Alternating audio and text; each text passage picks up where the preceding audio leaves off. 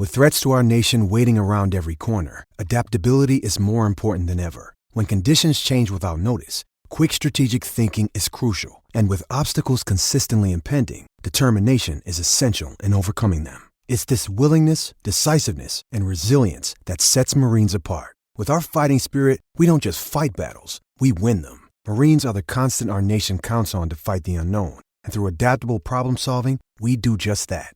Learn more at marines.com. It's only a kick, a jump, a block. It's only a serve. It's only a tackle, a run. It's only for the fans. After all, it's only pressure. You got this. Adidas.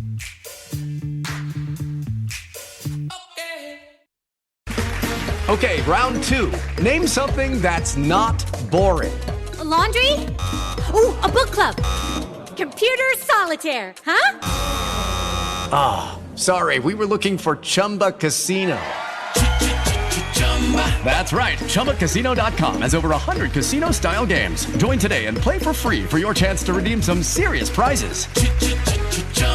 ChumbaCasino.com. No purchase necessary. Void where prohibited by law. 18 plus. Terms and conditions apply. See website for details.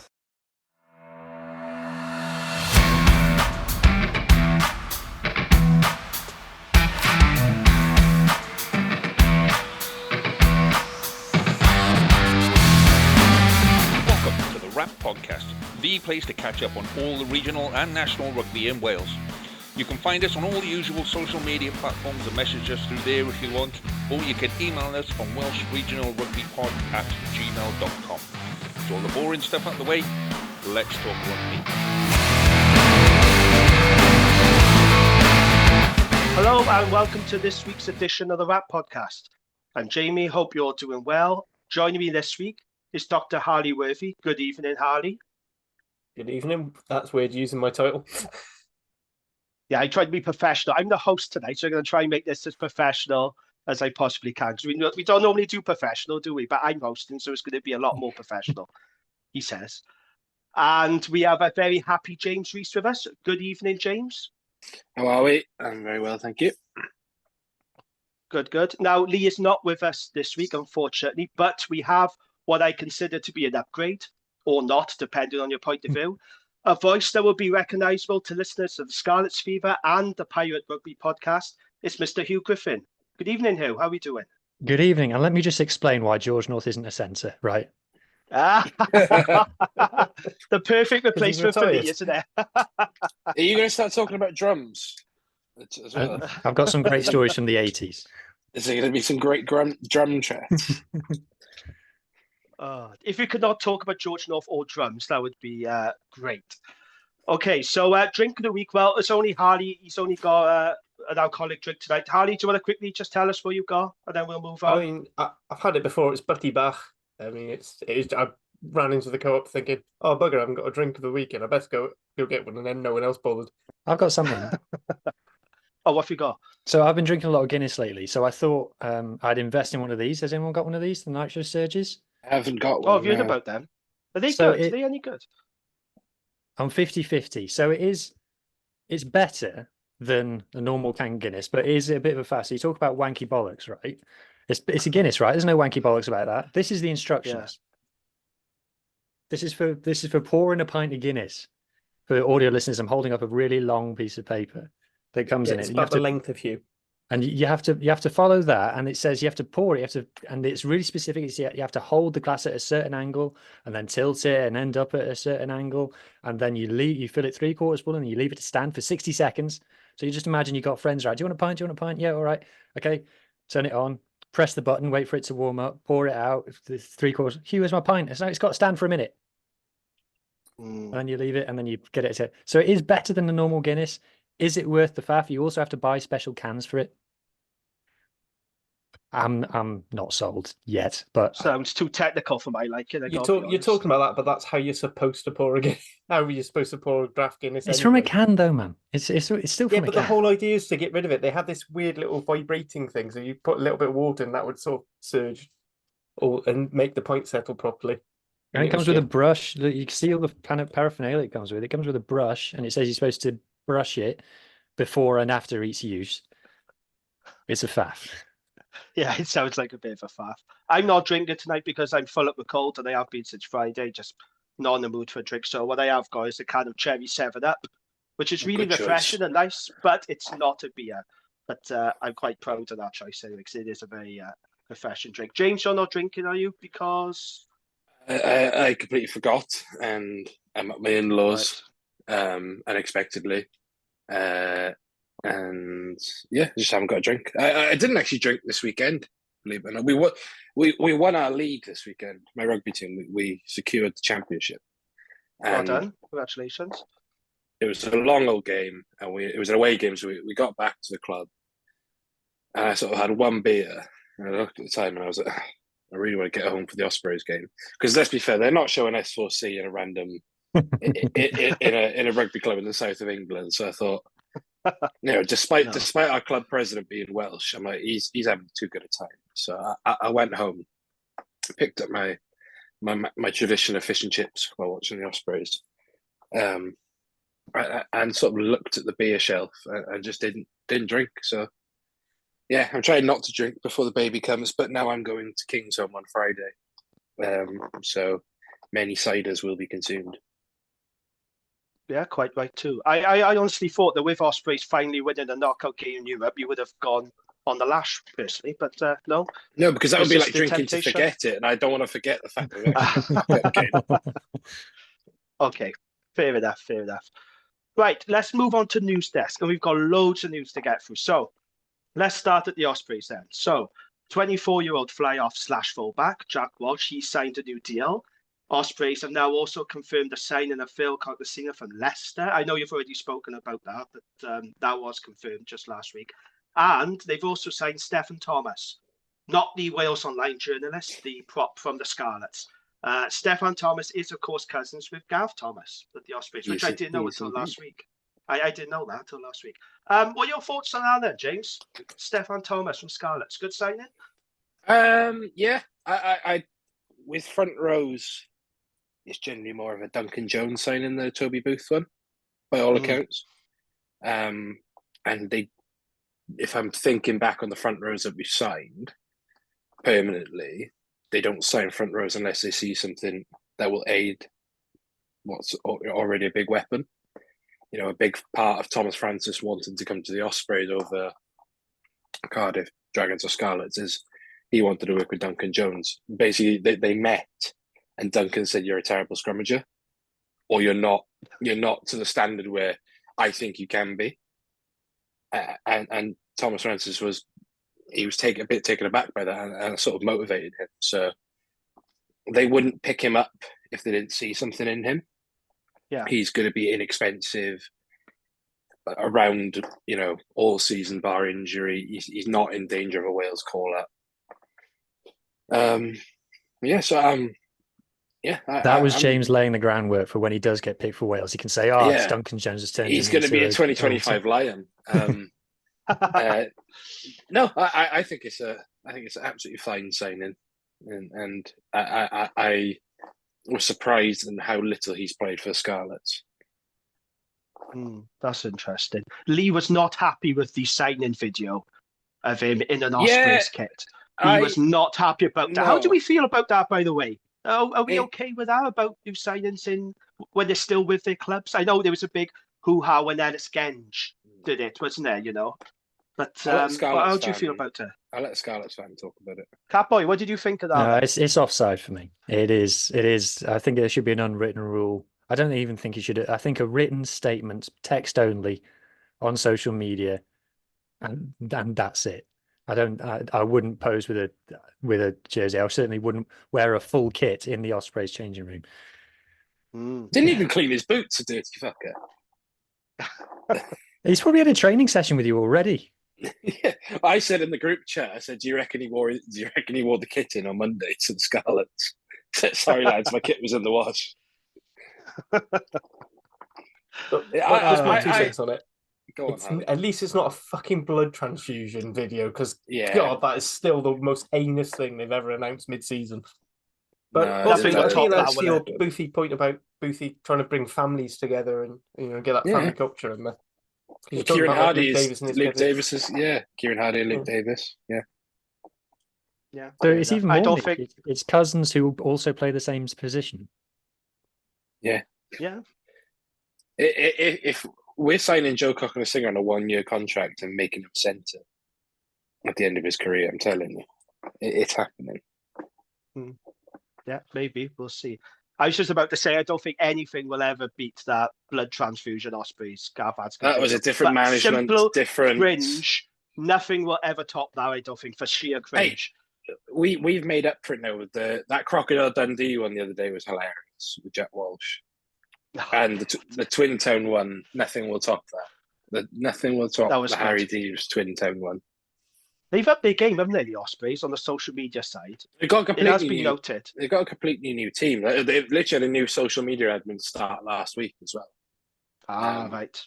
Okay. But the actual guy who's head of the output of stuff, he's really good. And Bethan, who's head of marketing in general, who's Robbie's close personal friend, is they're really, it's a young team, and you can see that by the content they put out. My favourite socials admin is the Cardiff fan who sometimes gets hold of the Cardiff account and just starts tweeting. Starts doing really unprofessional tweets. Look, all right, I'm already giving 3 accounts as it is, right? If the 4th one is just too much to be serious on. Oh dear. Okay, so that's the Ospreys. Let's move on to the Scarlets. A lot of news for the Scarlets, a lot of transfer rumours. So let's get into it. So, tight head prop, Harry O'Connor, he signed a new Scarlets contract. And in the rugby transfer rumours, this is from Rugby Pass, Exeter lock Jack Dunn is on his way to the Scarlets. And they've also reported that Scarlets have been offered a chance to sign 3 props from the Lions. So it's brothers Ruan and JP Smith, along with Ruan Dreyer. Should point out the Smith brothers are 34 years old and Ruan Dreyer is 33, so they know spring chickens. And then Wales Online are reporting that the Scarlets are set to sign Scotland prop Alec Hepburn from Exeter Chiefs in what was described as, and I quote, a major transfer coup. I think that's some seriously heavy lifting going on there. Major transfer coup. But anyway. Does it say the word English Giants anywhere in the article? Nor does it say highly rated either. Those all powerful quotes are not in there. All powerful. All powerful. But also Australian second row, Max Douglas. No, me neither. He's being signed from Japanese outfit Yokohama Cannon Eagles. So, a lot of transfer rumours coming out to the Scarlets. Huw, do any of those names excite you at all that you're being linked with? It's very... So we're going to do a transfer deep dive on Scarlet's Fever tonight. It's very difficult to say whether a signing is good or not until we know who's leaving. So apparently we've already signed 2 non-Welsh qualified locks in Jack Dunn and Max Douglas. We've already got 2 non-Welsh qualified locks starting for us every week in the second row and a third one starting at number 8.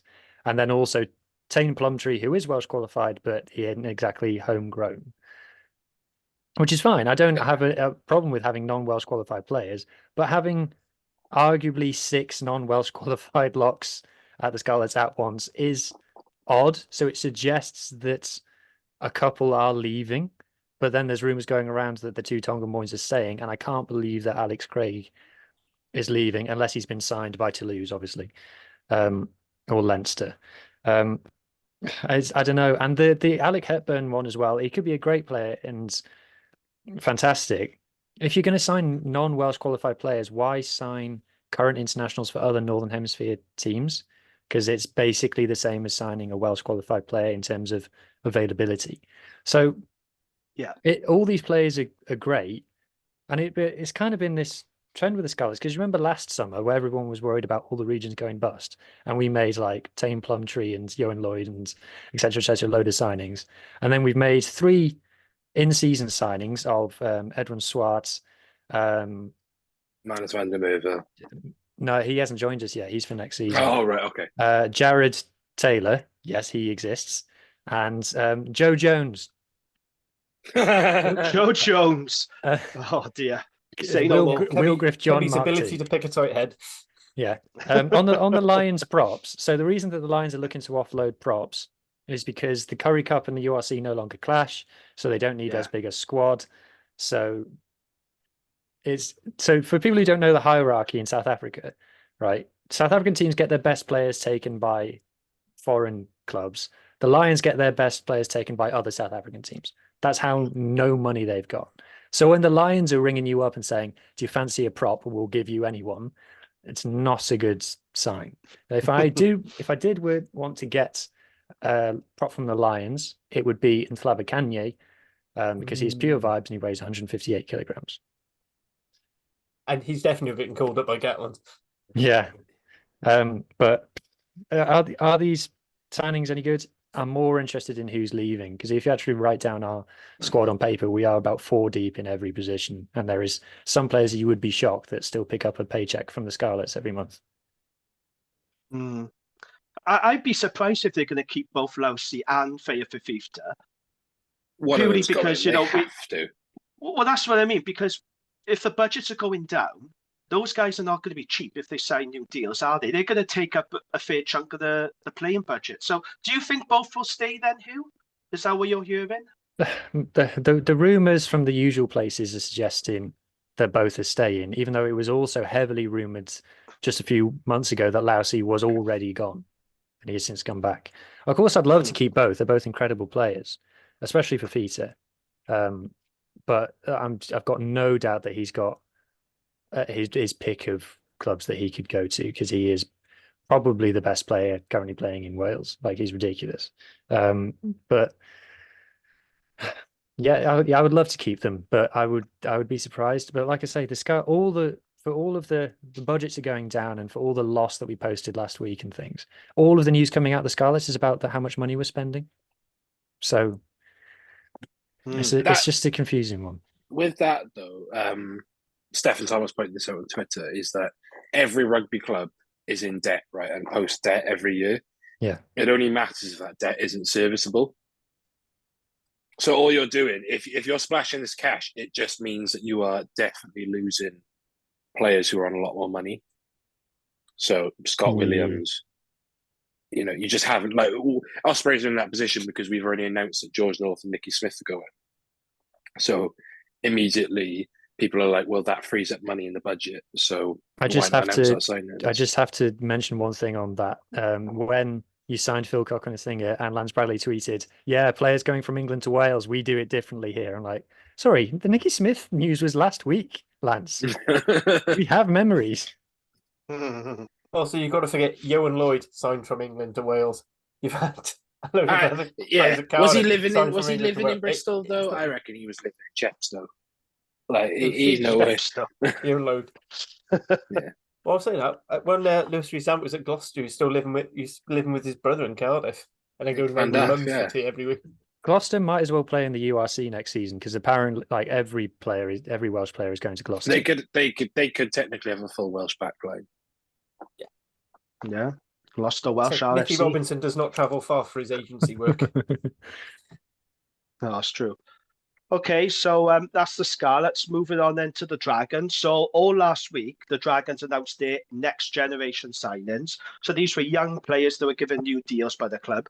And those players were Harry Ackerman, Joe Westwood, Shea Hope, Morgan Lloyd, Ollie Andrew, Ewan Rosser, Sam Scarf, and Ryan Woodman.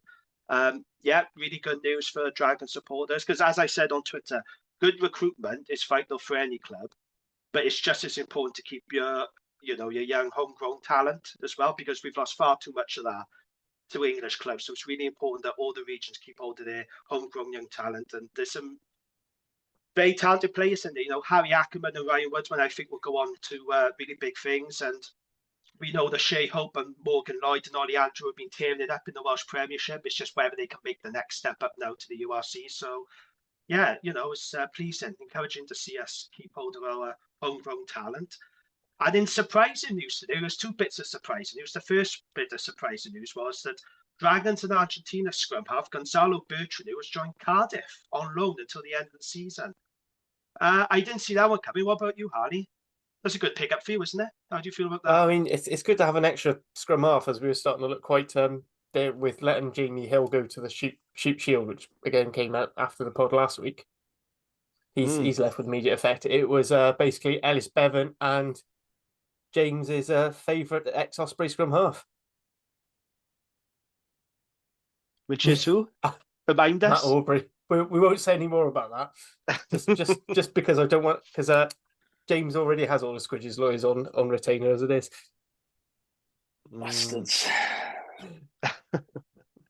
Dragons fans are not happy about this. I've been on the forums. They're like, why are we letting him go to Cardiff? What's going on? And it's like, he started, he's actually played 2 games for Dragons this season. He's had a lot of injuries. There's the World Cup. Also, he has started twice for Dragons in the past 2 years.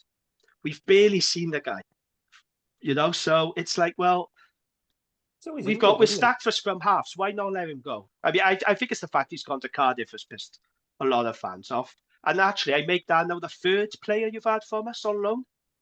Because there's Max Clark. Josh. This season.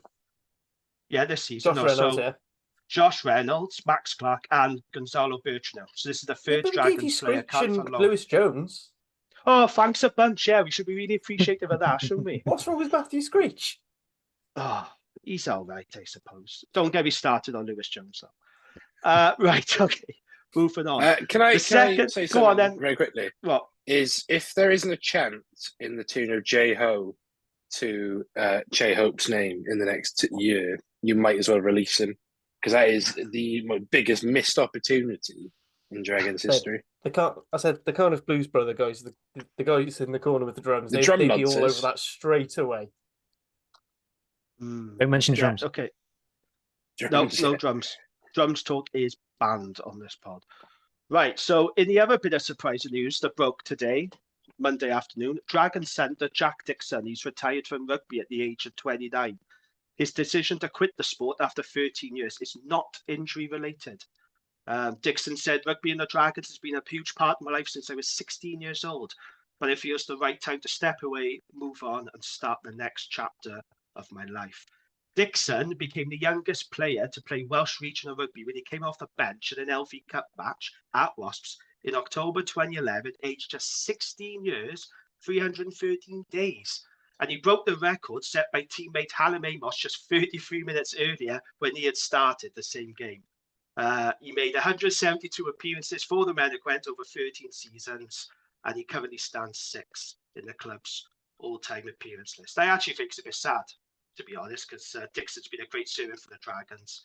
I think we'll miss his physicality and his grunt in the centre. And I did hear murmurings that Dixon was considering giving up the game. I just don't think he's happy with rugby anymore. I just think he wants a career without it. I think he's fallen out of love with the game, which does happen, I suppose, but it's a big shame.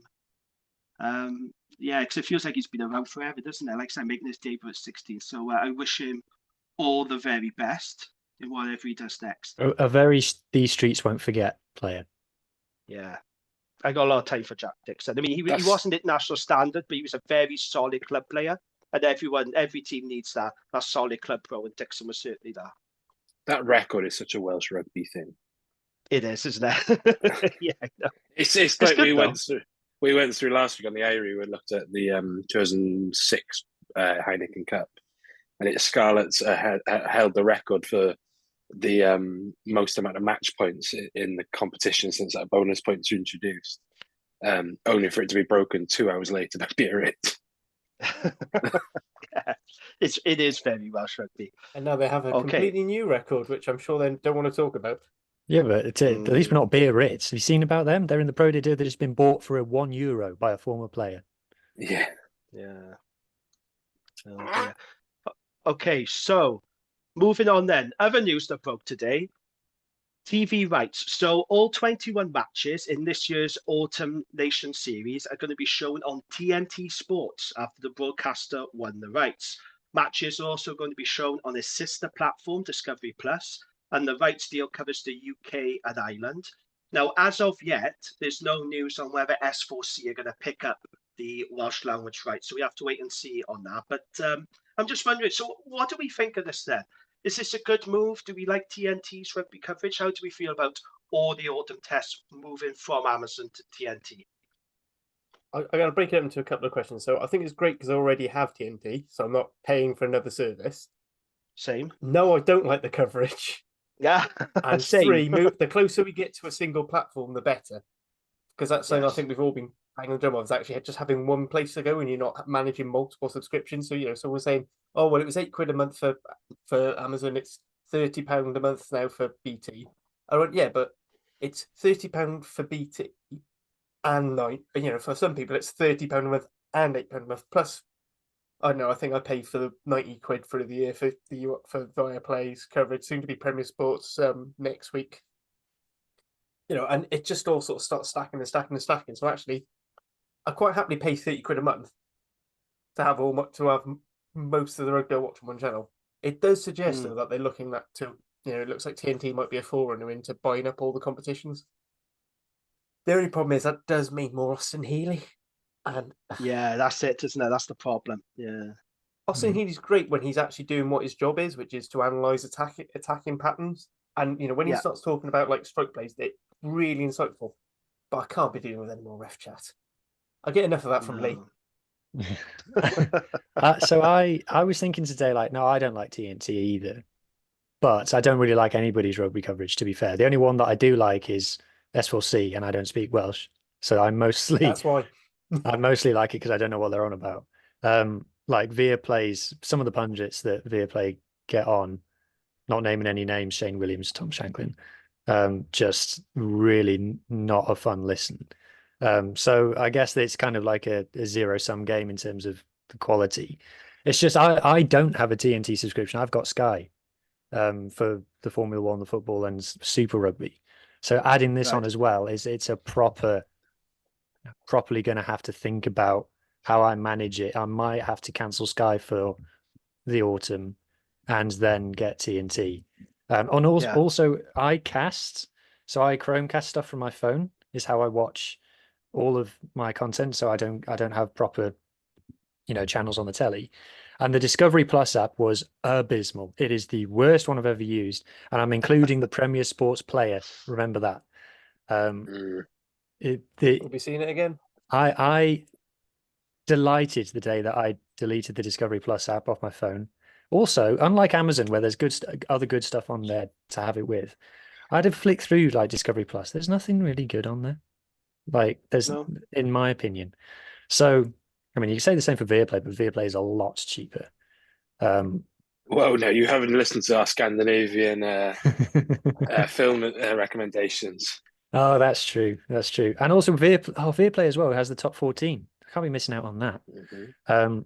But I'm not happy, but powerless. I do think that S4C probably will retain the Welsh language rights, though. Is my gut feel. Hopeful. I think there's a thing in the Senate, in like the Senedd Charter, that says that they have to have live sport available in Welsh commentary, which is why Amazon did the cheeky thing and just went, "Oh, we'll just hire two blokes to do comments in Welsh, and then we don't have to share the rights." Yeah, James, your thoughts? I remember sending this rumor to you guys in the rap chat, and you were like, "It might just be the England games," and I was like, "No, it's definitely going to be all of them, and it's a bad idea." I agree that rugby needs money, right? And this is clearly a big money deal. Whether we actually see any of said money is another thing. I don't mind it being centralized, right?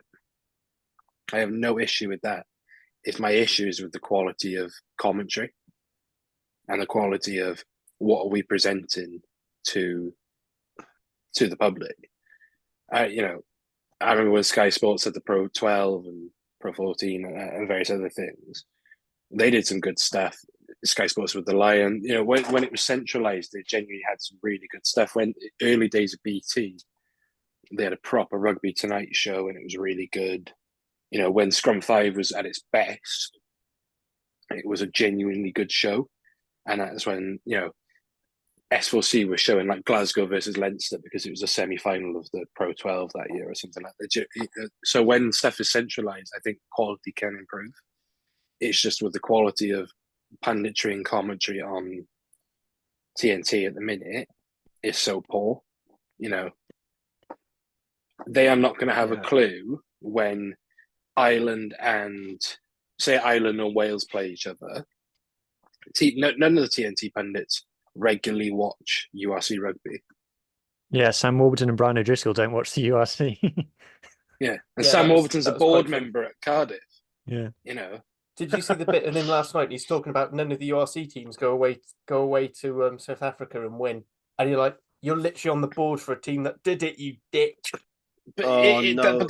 that's the thing. Like, this is the level we're working with. And actually, I was really glad at the start of the season to see Sarah Elgin's become a freelance, because she's been popping up on Scrum 5 and everywhere else. Because she's great. Like, she's great as a headline presenter, but the level of punditry around it needs to be so much better. And Amazon, in all fairness, did it without agendas against referees and all this crap. They genuinely had a good product. I enjoyed it. They did. I Yeah. think they And it hired was Gabby Logan, accessible. which is always going to be a win. Yeah, hired Gabby Yes. Logan. You know, you get someone like Lauren Jenkins involved. So I have no issue with it being centralised. And that's where we're heading, is to a subscription-based centralised model. We all know this. Yeah. That's fair enough. Yeah. But I like the- Amazon's coverage. I agree with you. I I liked it. do. And this The is my quali- concern with TNT. What you're saying, I'm concerned it's going to be too England centric. Yeah. You know, for the reasons you've already mentioned. Yeah. Well, at the weekend, the biggest game of the weekend was Stormers La Rochelle. Hands down the biggest game. Didn't have any pre-match build-up at all. Just started when the tucked kickoff away. went. I missed recording it because it didn't show up on the normal channels. It didn't flash up. Is that to record. because, though, it's a South Africa TV rights thing? Doubt it. Because the challenge, I know it's a Challenge Cup, but the Shark Zebra game wasn't even on Viaplay. I think it it's was because on- Challenge Cup, there's such a hodgepodge. If there's a local broadcaster, you'll pick it up. So like obviously Ospreys was on S4C, so they didn't put it on Viaplay, whereas in like the URC, it's on both. Yeah. I'm just not I sure think it's what just the one of those actual things. process Viaplay is. just pick up everything that isn't covered, and even then, I think the Benetton game was still on EPCR TV. Yeah, it So was, only- and that's I think they mad. were only- That I was a think they're big only game. keeping- Yeah. I think they're only keeping the. I think Viaplay only had the ones involving a French team that didn't have another broadcaster. So I think because it was Benetton. Benetton versus the Lions, Lions. Ho versus Yeah, so- Connacht. Yeah. So I don't know if that was the case, but here he's actually right. You know, it has. You know, nowadays we're getting like 5 minutes, even on URC games and on Viaplay, you get 5 minutes pre-match. To be fair, I don't watch pre-match stuff personally. I've even like come up with activities to do that take 10 minutes at half time. I don't watch any of that. I just watch No. the actual game. That's absolutely fine, but you've got to have the opportunity for people to watch it and to enjoy it. That's how you grow the game more than someone just watching 8 matches of rugby, where in fact they can watch 8 pre-match and half-time build-up of actual genuine analysis, where they learn about patterns of play, defensive structures, laws of the game, not Carl Dixon is a complete and utter twat and missed this, or Andrea Piardi's bald and can't referee a game properly. Yeah. That's what it is. I do not want to hear Lawrence Delalio talking about Stormers versus La Rochelle. Like, That's true. I don't want to hear him talking about anything, to be honest. Did you see when Sarri's got absolutely destroyed by Bordeaux for the second time this year? He said, "Oh, it's because Bordeaux are a super club and Sarri's can't compete with them financially." And it's like, so No how the sympathy mighty there, have fallen. Lawrence. Yeah, No sympathy there. No, you're right though, TV coverage has got to improve. And I'm still annoyed that I paid £7 to watch Zebra versus Dragons on bloody EPCR TV, and of course the Dragons lost. And I tell you what, I will not be doing it next season. I can tell you that now. We will not be making that mistake again. You Right. spit out my beer. I can top that. I once got a coach back from London to Swansea and decided to pay, it's like $5.99 for Gloucester versus Sarries on a Friday night, and it was fucking awful. Yeah. It was genuinely terrible.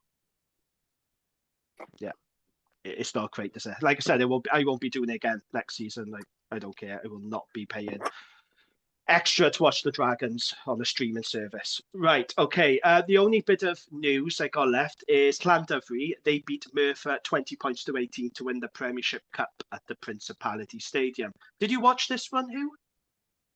I think I was multitasking. I had it on. The pitch looks horrible. Could they not have watered the pitch? I Yeah. know they played 3 games on it that day, but It they looks, yeah. hadn't even scrubbed the Guinness logo off it from the Six Nations. Yeah. It wasn't a great game, and I don't know about Llandovery because they obviously got beat by Newport the other week. They had well, are you giving a thumbs up, Harley? You're not a Newport fan. Well, we're not talking about the It's Queen's East match, all Wales, right? mate. So yeah, it was a bit. There was a bit of a controversial one at the end because there was a high tackle, but before the high tackle, the player had stepped into touch, but they didn't go back for it, which I'm kind of okay with. It wasn't a great game, and it wasn't a Llandovery's best performance by any means, but for me, they are clearly, well, the record speaks for itself. I think they are the best team in the Premiership, so they probably deserve to win the cup. I think they're absolutely deserving winners. But you would have expected it to be more comfortable, to be honest, based on the season so far. Foul play does supersede everything. We just had to point out, so the foot in touch wouldn't have mattered. So, and that's not the first time that Merthyr player has done it, because he did it against Newport earlier in the season, if you remember. I think I sent it to you, actually, Huw. Yeah, I don't mind catching the odd Welsh Prem match on a Thursday night. It's a good watch most of the time. I said Llandovery Newport was actually really good for very good 60 game. minutes. Yeah. Enjoyed that one. Yep. Right then. Okay, let's move on. Shall we talk about what happened on the weekend? History was made. Ospreys, they're history makers. They finally won a European knockout game. Yep, that's right. The Ospreys sealed their place in the Challenge Cup quarterfinals with a 23-15 victory over Sale Sharks at the Brewery Field in Bridgend, which means now on Friday night, the Ospreys will travel to Kingsholm to take on Gloucester for a place in the semi-finals. Come on then, James. Tell us all about it. Your thoughts, Right, let's get it out the way first. Let's get it out the way first. Yes, Sale brought their B team. Yeah, I don't know. So there's varying reports that Sale were absolutely fuming when they turned up at the changing room situation. Good. But don't have a leg to stand on because they didn't send a representative down prior to kick-off, like in the week before, to inspect facilities. So they can't lodge a formal complaint. But can they? They can't veto it though, can they? They can't say no, we're not playing it. They can't. They what normally happens is they just come down to look at what they can bring down in terms of facilities, and like, right, so we can bring. Do we need to bring more physio tables, or are there physio stuff like that, practical things. So yeah, Sale brought their B team down. They made 11 changes, but again, as I keep pointing out to people, that's not the Ospreys' fault. The Ospreys can only play what's in front of them. Exactly. Yeah. And that's a bloody good B team if I've ever seen one. There's some good players in there. Yeah, it probably wasn't the most vintage of games. It was back and forth, very physical, as we knew it would be. It was Sale, they like to play in the game line a lot. I thought we weathered the storm very well early on. Obviously, we went 20 points through it. Because it actually was raining. I thought our back row were immense. Harry Deves, how good is Harry Deves? Oh, he's so good. Just what a player. But as Huw said to me in a message, and he's smiling because he knows what I'm about to say, is I trust him with my life on a rugby pitch. But if it was a test, it was the 11 plus, not so much. He does, when he speaks, he is like, "You all right?" But in a good way. Like, my mum texted me. He's just so rugby, and all he cares about is rugby. My mum texted me, was like, "Have they just picked this man up from like the local police station after a night out?" Like, he's just, I love him so much. He is the anti. Can I just ask a quick question about Harry Deves? Is it true he hates Tories? Yes, right. So when he first rose to fame, or like when he first gained prominence, he was playing in a very poor under-20s team. And I remember he had a really, really, really good game. And I was like, oh, this Harry Deves fella is quite good. And then it turns out he was Ospreys. I had no prior, he's Bridgend College.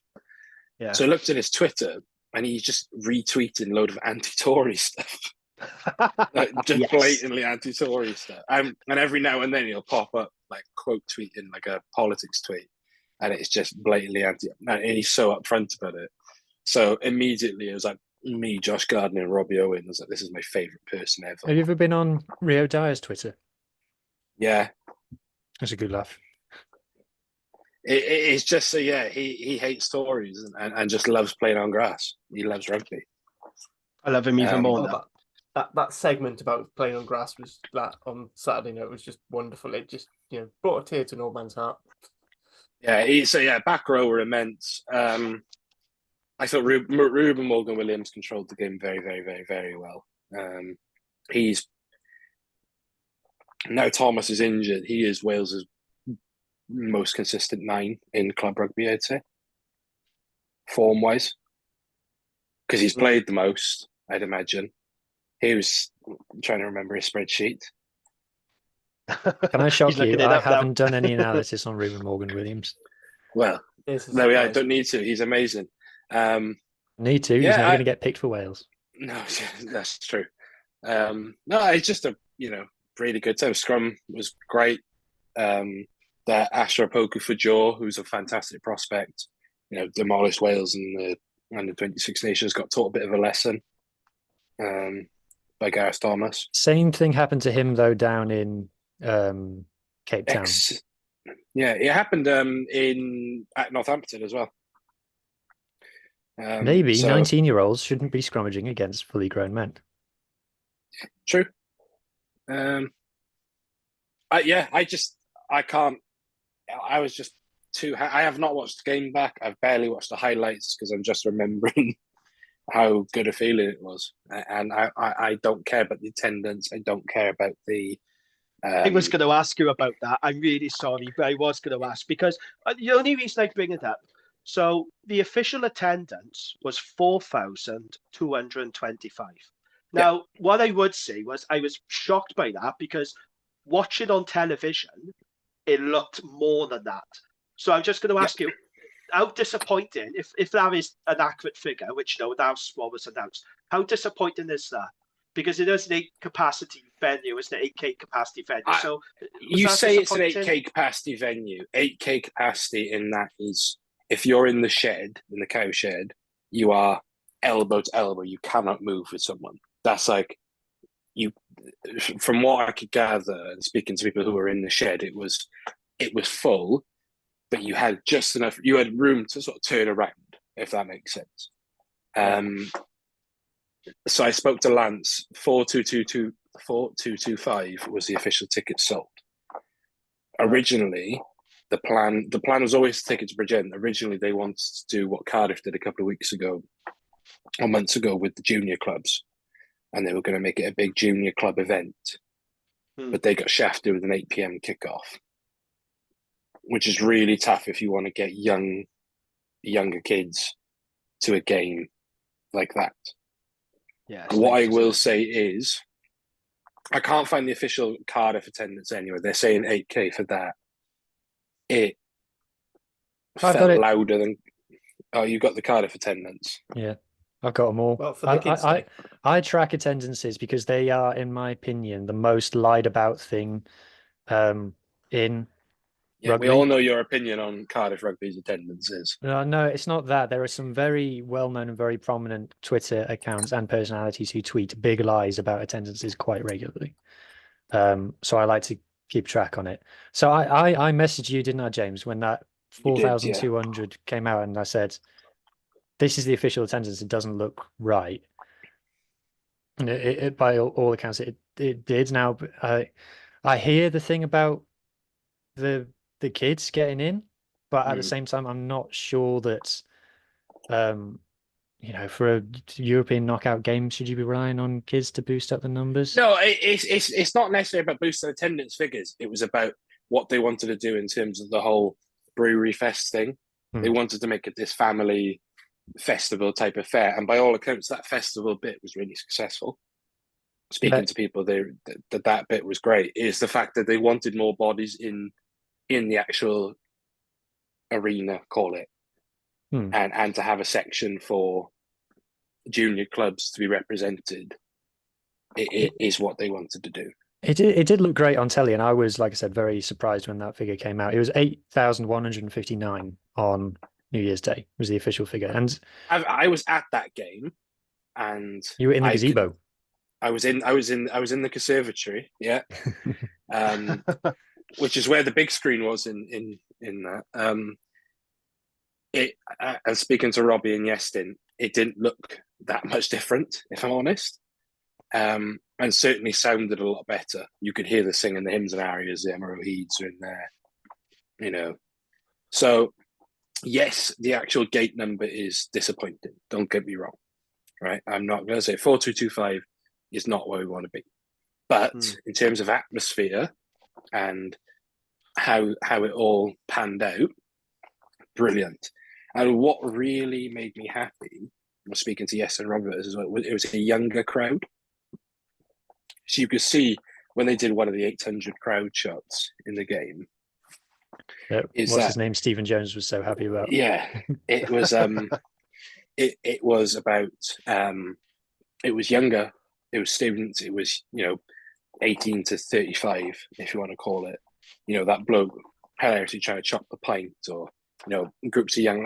We had people tweeting us, the people who listen to the Irie Pod, younger guys who are passionate about the club and things like that. So that was really pleasing for me. Is that at the Swansea.com, it feels like an older crowd, but at the Brewery Field, it looked like a younger crowd. So can we go back and talk about the game now? Absolutely, yeah. Well, we can. Yeah. Go on then. Go on, no, you go. You tee up the questions, I'll answer them. I had a few little stats just to go go on. through. No. Go on. So the big one I'm really impressed with, because Ospreys have struggled. For me, Ospreys have struggled a bit in this area. So if you look at the points per 22 entry, Ospreys are averaging 3 1/3 points for, which is decent. You're getting over a penalty of time to Sale's 1.5, which meant you're holding them out. Sale had far more 22 entries. I think about double actually. So that's sign to the defence. Scrum and line-out. Weirdly, this is according to Rugby Pass anyway, the scrum was awful. So 63% at 63%, and but Sales was only 20, but you had a 93% line-out. Sales down to a very nice 69. Because, and now as a stat, because Jamie likes quoting it and Huw hates it, tackle percentages. So Ospreys are 86% to James is 94%, which just says most of the traditional stats on this are bollocks. One interesting thing I found was pretty much all the rugby was played between the half. Everyone's possession was in between their halfway and the opposition 22. Pretty much almost all the ball. Yeah, that was to be expected though with the conditions. I think conditions and the sort of teams you both are. But it was you're not going to play line break rugby in an Ospreys versus Sale defence, especially Ospreys defence as well. But it's not heavy amount of line breaks, is it? It's not, it's not Quinn's Glasgow line breaks or Bordeaux Saracens line breaks, is it? It's Johnny McNichol. Yeah. I was going to say Cardiff, make loads of line breaks, just do fuck all with them. So yeah, the defence stat doesn't surprise me in terms of how we actually set defensively. I thought that's where the back row really came into their stride, because it was set up for Harry Deeves and Justin Tipperick to attack the breakdown, and they did. There was that absolutely wonderful Harry Deeves turnover. That I know exactly the one you're on about. But there's, and I think it was. I'm pretty sure it was first half, and it was the big 12 who went on a crash ball. I think Morgan Morris yanks him over, and Deeves is just over and pickpockets him, and it is just absolutely beautiful. It's proper old school Fetcher stuff. So it was set up for that. In terms of how we used the ball, we kicked 33 times or something like that. So we kicked heavy. 32. I think 32. Owen Williams struggled. I think obviously he struggled off the tee, and that's been a big bugbear of mine this season. He's at like 50% goal kicking this season, and it's unacceptable. It's quite poor, isn't it? Manny LeBock's looking at that going, that's rubbish, mate. Yeah, he makes Manny LeBock look like fucking prime Lee Halfpenny. But out of hand, I think after the first few, he kicked really well. And yeah, Owen Watkin is looking more and more steady he's just consistently very good at what he does. He really impressed me. I thought he am was liking good. them switching him and Keith around a lot. And Yeah, I what's do going the on fact with that? that? The jerseys don't really mean anything for those two. They do Yeah, what? switch. Because like Keith's whole thing is the gain line 12 and stuff, and Owen has played 13 a lot more than he has. So what is is it like a pure case of numbers don't matter? Yeah, very much so. So the way Owen used to play in the end of the Tandy era, was when he made his debut, right? Was the way Ospreys used to play is the centres used to set up on either side of the ruck, and they would lead the line from either side of the ruck, which is a very common thing anyway. So they used to do that a lot. So it would have been the likes of Matavesi, James Hook, take a pick of an Osprey centre with Owen Watkin. I think with the case of when you have Owen Watkin and Vardy Boshoff, is Owen Watkin has a very definitive role in terms of he's going to be your Bosch 12, where he's going to carry a lot more footwork into contact, things that try and get you over the gain line, which he generally does. When Kieran's in the team, that's clearly his job. Kieran has no other job, but is simply a gain line getter, goer at. In this case, the numbers don't matter in terms of they're just there as interchangeable centres. So when you have Ospreys have been trying to get the ball a lot wider this season. So you've got Owen Williams will go out the back and often find Jack Walsh, who then can hit Owen Watkin. If you look at the way they were set up for Morgan Morris's try, was Tipperick goes out the back. It was a poor pass to Owen Watkin, who obviously has to dab it down to Jack Walsh, who then flicks it over to Owen Watkin, who's in that wider channel. And because he's comfortable running that, gives the miss pass to Morgan Morris, and Morgan Morris goes over. So it is very much a case of numbers don't matter, but they do have somewhat definitive roles. So obviously Kieran's going to be a battering ram, and Owen's going to be more of a link when they're both on the field together. Yeah. I have to say, as a Dragon support, I was delighted for the Ospreys. You've been tweeting Ospreys hope love all week, Jamie. It's been getting on my nerves, I've got to be honest. Where's the partisan-ness? Where's the I'm the most... I'm balanced, mate. That's the difference. I'm not one-eyed Turk like you are. I always try to be balanced for all the teams. This is the difference. No, I am. I'm happy for him. Yeah. I'm happy for him. I think the thing that makes people not envious, is that culture, that buzzword of culture, is that culture, hashtag culture. Yeah. Clearly so close and clearly want to play for each other. Is the other one is Toby Booth. Is that really Jamie? You've been a very vocal supporter of Toby Booth. I think he's a great coach. I think he's a really good coach, and I wish the Dragons had a coach like Toby Booth. I really do. He's doing a great job. What's worse, if you place him in the context of the 4 regional coaches, is he just talks the best, but he does say, and I've said this to Huw, he says what the media wants to hear, right? So he'll say that we've got an injury crisis, and then we'll say in the next press conference, we don't have an injury. Oh, don't say we have an injury crisis, or we have no money. He is very good at controlling the narrative. Dwayne Peel does need to take notes. As much as I delight in going, what lies has Toby Booth been telling this week? Yeah. It is actually the right thing to do, and I wish Dwayne Peel did it more. But he has a disdain for journalists, right? The reason I know this is because when Yeston interviewed him in the press conference last week, he just looked at Yeston over the Zoom call in like a deadpan. It's like, why have you asked me this? Because he does. No, if you look at the way every time Stephen Thomas opens his mouth in a press conference, Toby Booth might as well like stab a teddy bear. Like, it is genuinely like he has a disdain for a certain type of journalism, but he's very good at controlling the narrative. But then you put him in the post-match press conferences or post-match interviews, he's really candid in that he is very he'll never take the credit for what he's done. He will put the players first. He will champion young players. Look at Lewis Lloyd. He'll champion like Chris Moore, who came in after 2 training sessions. That's his mantra. So when you have some of that who's controlling the narrative and championing young players, of course he's going to come across very well.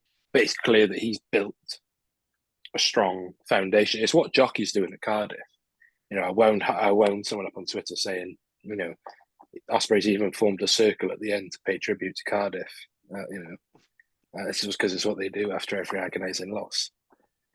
So yeah, I think Toby Booth is brilliant, and he's loved by the fans as well.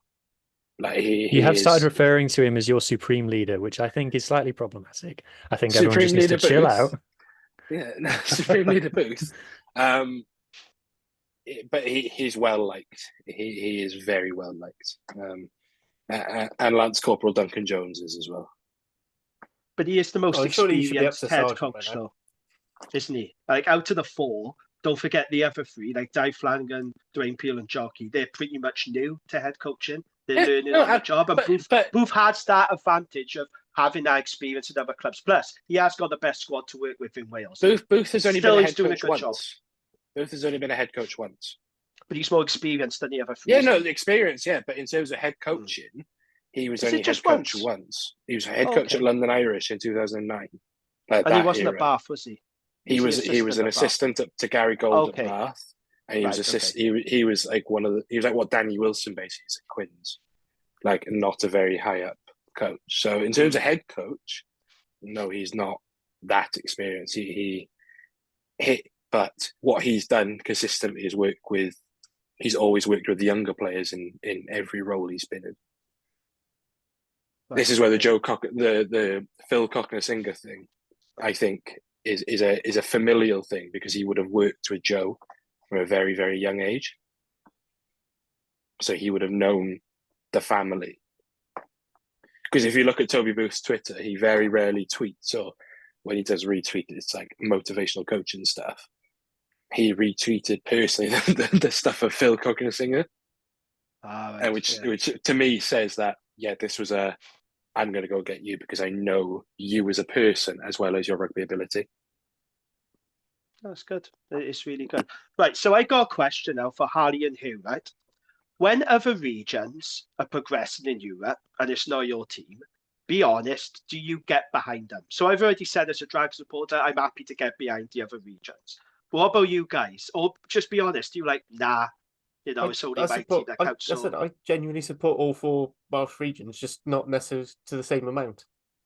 It's Cardiff, Scarlets, Dragons, Ospreys. I did, since I've been doing this and since I've been doing the Scarlet's Fever, I have stopped supporting the Ospreys in any shape or form. But that is sport is as much about who you don't like as much as who you do like. So it's petty, and I'll happily admit it's petty. Everything about sport is petty, so I'm not sorry. I support Cardiff less than I did because of all the stick that the Cardiff fans give me for no reason. So I obviously Scarlets first, then Dragons, then Cardiff, then Ospreys for me. But I did used to support them all reasonably evenly, but now, since I've been doing this, I've become more petty and more partisan and more small-minded. I've become not sympathetic to the Scarlets, pity them more than anything this season. because it's genuinely like it was funny at first when they were losing, and then it got to Black Lion, and that was hilarious. And then I thought, but like rock bottom doesn't have a basement. Surely it can't get any worse than this. And then it just sort of kept going down. And I was like, it's not even funny anymore. Like there's fans genuinely distressed and are going to walk away from this club. And I like certain Scarlets players. I like their history. George North, Kieran Hardy, Owen Watkin. Yeah. Owen Williams, rather. Owen Watkin? Yeah, sorry. They've all got the same name. But I like aspects of the Scarlets, and I love their heritage. I love the actual Welsh culture that they do embrace really well. Cardiff, I'm less sympathetic to, just because they're not you, Harley, but fans are a bunch of tossers, really. Nice generalising. I went to a random Cardiff and Glasgow game. It was like a season or 2 ago. It was when that Theo Cabango had a really good game. He scored like 2. There's really 2 really good tries. That's just whenever he plays. It's just very rare. And I was stood in the south stand with Bex, and I had like I just had an Ospreys bobble hat on it. It barely had an Ospreys logo visible. and I sort of turned around to give her a drink because she was leaning up against the railing, and someone just shouted down to me, "You jack bastard," and so told me I could toss her and stuff. And I just sort of looked up, and I thought, "Yeah, you lot are a bunch of pricks. Fair play." To be fair, though, you are a jack bastard. Look, I ain't gonna deny it. And then Dragons, I've had nothing but good relationships with Dragons fans. They're great. I like it when they come down to Swansea.com. I have not been to Dave Parade, but Yeston really enjoys it. So I think Dragons fans are the ones who are aware of the glass house they're stood in, and so don't throw stones. Whereas I think there are fans of other regions who aren't aware of the... but so are we. Oh, shit. What Scarlets are going through now, we've been through that for years. That's why I got no sympathy with the Scarlets. It's like, yeah, we've already been through that. When you say it can't get any worse, it can. I've been following this for years. I know exactly what it's like. Don't talk to me. It's the denial for Scarlets fans. Yeah. It's the denial. It's the. Yeah, but we're actually a really good team. Like, we're actually a really good team, guys. I'm like, and that's sort of like, I listen to every Fever pod, right? And at the start of the season, even though you were losing, the optimism was really high, and it was like, oh, we're trying to do this, we're trying to do that. Yeah. And then even like here was a perfect example. And you want my say, because I say it to him every week. And it's just like after 1 week, you and Martin just snapped, and all the hope just fucking fell out. I can't remember what game it was. I think it was Connacht away, and Lee was trying to talk us into it being a good performance, and we were just. I think you started to go just before that. I think it was one of the weeks before, and because I remember like ragging on Scarlets fans after Edinburgh, because I remember Edinburgh, you and Lee. I was convinced we were going to beat Edinburgh. Yeah. And then I still think we are. And then it got to the Connacht game, was a really good example. Actually, you and Martin were like, "No, this is bad. Like, this is actually genuinely bad." so it is, but that's what representative. What some Scarlets fans or a lot of Scarlets fans are like, is that denial. But then you do have other Scarlets fans who is like, it's a competition to who can be the most negative, and you do have a bit of that. And there's a lot of that on social media as well. There's a lot of that on the Ospreys Facebook as well. Ospreys Facebook is notorious for it. Like, we had there was one guy on after the game on Saturday who was just going through the negatives, and you're just there like, lad, we just won a European quarterfinal, and you're saying that Owen Williams is standing too deep, and it is funny. It's genuinely funny. You got to call out bad performances, though. That's fun. Yeah, you've got to call out bad performances, but not 10 minutes after you've just won a knockout game. Like, no. Let it settle a bit first. Yeah. Harley, are there any bad eggs amongst the Cardiff fan base that you care that springs to mind? None that Lee allows access to the pods. Which caused some fantastic fun for me on my other socials. Him having blocked a few of them unanimously, no matter what, on all the accounts. So, but yeah, there are definitely some absolute arseholes on the Cardiff one. One of them helps present this pod and the Cardiff pod, but you know. Gotta say, Cardiff fans are the best fans at replying to other teams' stuff. I don't know. Ospreys are really good for it against the Scarlets. Yeah, but that's just the Scarlets. Though. I have Cardiff fans in a lot of things that I tweet. You probably have the exact same Cardiff fans, though.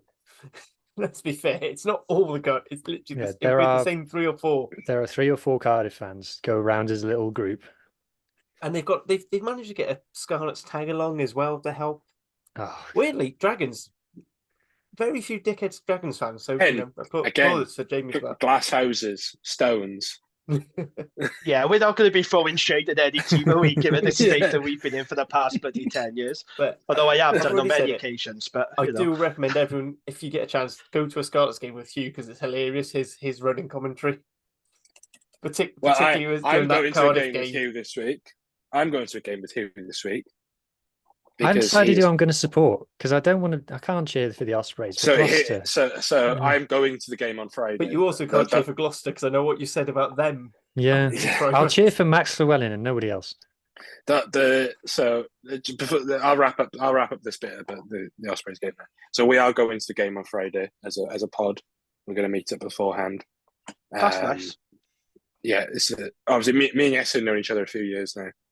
And obviously now we've got Robbie involved. So we're going to meet up. I'm taking my my best mate and godfather to my son for his birthday. And the third ticket is unclaimed. So Mr. Huw Griffin is going to travel down from Leamington, the glory heights where all the Wasps players used to live. Yes, I would just like to point out my tickets are free. Big up to Jamal Ford Robinson, Gloucester Centurion now. What a grifter! You're going to have to support Gloucester, or at least wear a half and half scarf or something for that. I'm not. I've got a great anecdote for the Irie this week about rugby players, and specifically a rugby player dad that I went to a gig with in. So I went with Jamal and Ben Morgan's dad to a gig in Swansea in November 2021, and it was have you all watched Ted Lasso? Yes, I haven't. So, I have. Yeah. You know the busker in season 1 who they find in Richmond Park. Oh yes, the one-man band guy. We went to see him in Swansea because he's quite a heavy rock artist. He's very very good. So we went to that and just got incredibly drunk in the bunkhouse in Swansea with Ben Morgan's dad, who's a heavy metal rocker. Excellent. So thank you, Jamal, for that. So yeah, we're all going as a pod. By all accounts, so Gloucester tweeted about an hour ago that about 7,000 tickets are sold already. I reckon Ospreys will take up maybe 1,000 fans, 1,000, which is what they took a similar number. It was 1,000 was the figure that they took to Saracens last year. Oh right, okay, yeah. So I have seen a very well-known Ospreys fan tweet that Saracens game was mostly Ospreys fans.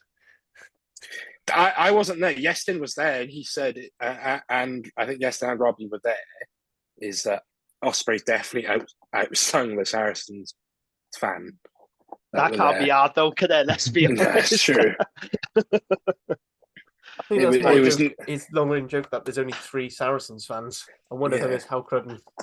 I've seen Saracens in 2 English Premiership finals, and both times there was more Wasps fans there than Saracens fans. Wasps they're not even a club. Were not in existence at the time. So yeah, and they took a good. I think they took about 500 plus to Leicester as well. So there is an appetite for away fans, and Osprey Supporters Club are very very good at organising the away travel. Like they will. So yeah, we're going up. So we're going to hopefully do some video vlog stuff. I know he was doing one for.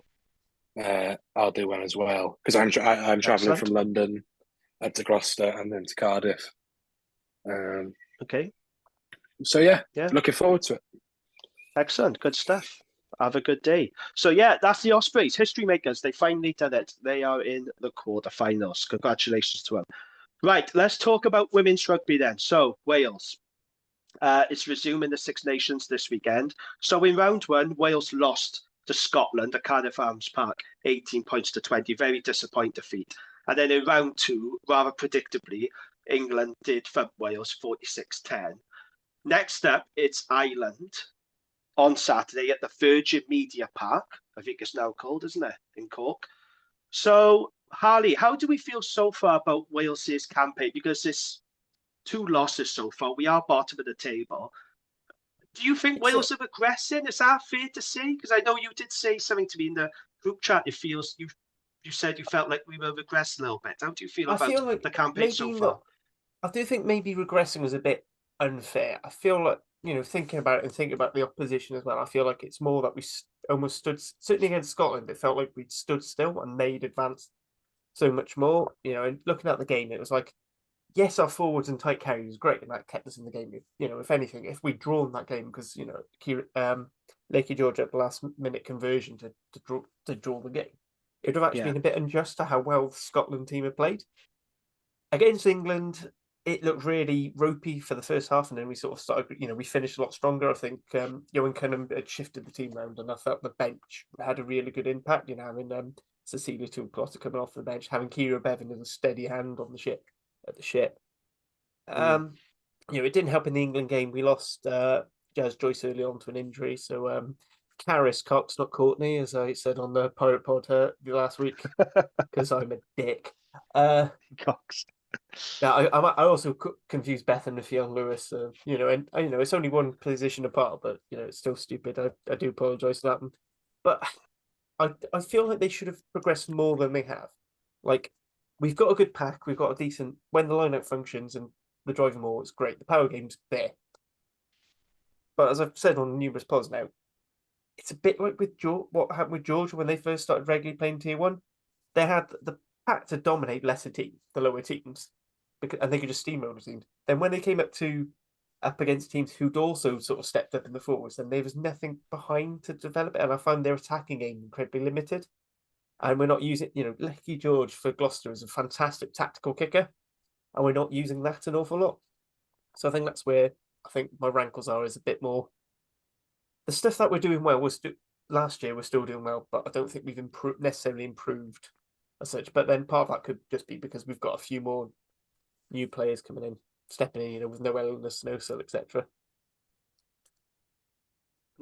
Okay. Huw, what are your thoughts on Wales in the Six Nations so far and the tournament as a whole? Yeah, I agree with Harley on Wales have kind of stood still. Obviously, I think the standout players have been Bethan Lewis and Alex Callender. Kind of not really seeing the benefit of the Celtic Challenge to the side. I don't think, it's mostly the Gloucester, Hartpury and Bristol players. Yeah, to be fair, Scotland have probably the biggest progressors. They ran France very, very close at home, and they've got some very every bit of content that the women's Scotland team puts out. I recommend people watch because it's really, really high quality stuff. And you can tell they're just a great bunch, and they all play for each other and they really care about each other. They refer to themselves as a family, and that really comes across. But from a Wales point of view, you say the scoreline was an improvement against England. It's funny, if you look at the stats for that game, you'd say that Wales played really well because statistically it ticks all the right boxes, but it's just a case of not being able to do the bit that matters, which is score points. And it was a case that they get into the right areas, played some good stuff, and then concede a turnover. England would just pick the ball up and run the length and score. So it was really frustrating to watch. And I think the game against Scotland in the first game, if Wales had drawn that game as they could have done, that would have been an absolute robbery. I think Scotland were clearly the better team in that. So yeah, a bit frustrating. It's a fascinating game against Ireland because Ireland looked really good in the first game against France and then managed to lose against Italy, which a lot of people weren't expecting. So it's unpredictable. It's going to be a really interesting game. So definitely going to tune in for it. I can't see us. We've got France at home, but I still think France will be too strong. And I think it's Ireland and then the Italy game, because the Italy game's obviously at the Principality. You don't really want to be going into that with 0 wins behind you. So this Ireland has become quite a big game actually. Yeah, it is going to be a big one. James, any thoughts on the women's tournament so far, or in general? Hey, to be honest, I've only watched bits of it. I watched England. I watched most of the England game. It's very. We're getting in the right positions. We're sitting in that 22, and there's no penetration there. It's like watching an Ospreys attack from like the late 2010s. It's just nothing. No, it's like it's.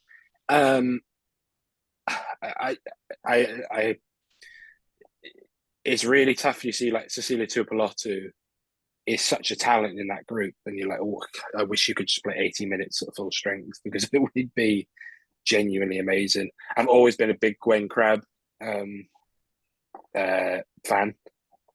She's from where I'm from. She's a fantastic player. I know she struggled with injury a lot. What's encouraging is, I'm going to pivot slightly, is I've been watching a lot of the under-18s stuff, specifically the women's under-18s.